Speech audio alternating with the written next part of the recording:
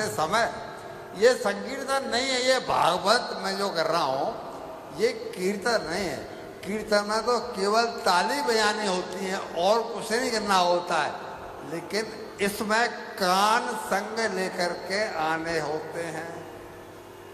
कानों को आप संग ले आइए, लेकिन पहुंच गया पोते के पास, पहुंच गया बेटे के पास, तो हमारी बात को सुनेगा कौन? जो ईश्वर की ओर नहीं बढ़े, घर में ही रहे। क्या कर रहा हूं? जो ईश्वर की ओर नहीं बढ़े, घर में ही रहे, वही तो अपने कल्याण से वंचित होकर के नरक में है पड़े। जय हो। नरक और कहे किनसे भरा हुआ है? अगर सबकी मुक्ति हो गई होती, क्योंकि ये मुक्ति ग्रंथ है, सबने सुनी होती तो कल्याण हो ही जाता। नरक में फिर इतनी भीड़ क्यों होती?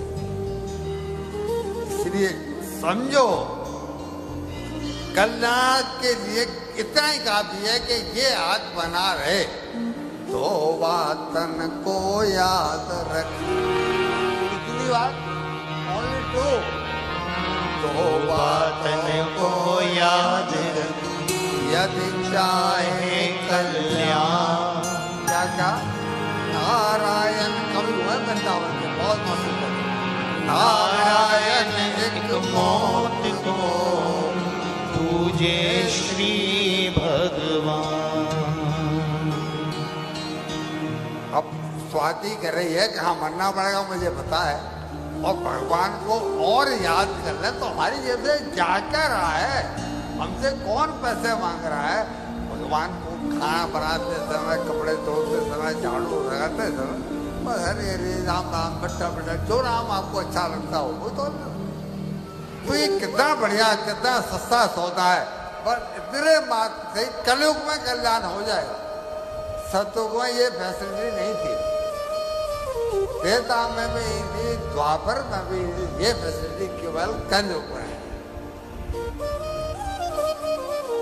अब आप पूछ सकते हैं कि आपने बोला केवल भगवान का नाम लेने से ही कल्याण हो जाएगा।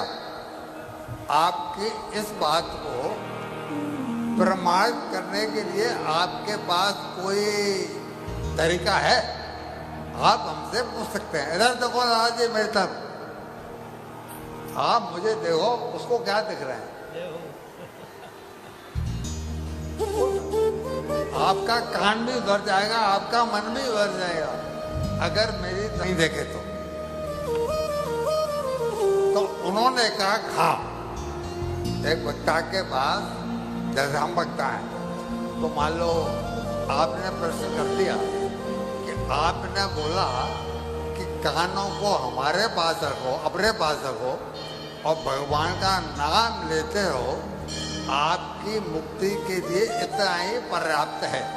तो आप प्रमाणित कर सकते हैं कि हमारी मुक्ति के लिए इतना ही पर्याप्त है?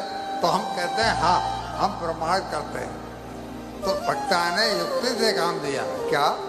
कि उन्होंने झूठा क्रोध कर दिया, जैसे कि हम आपके ऊपर कर रहे हैं।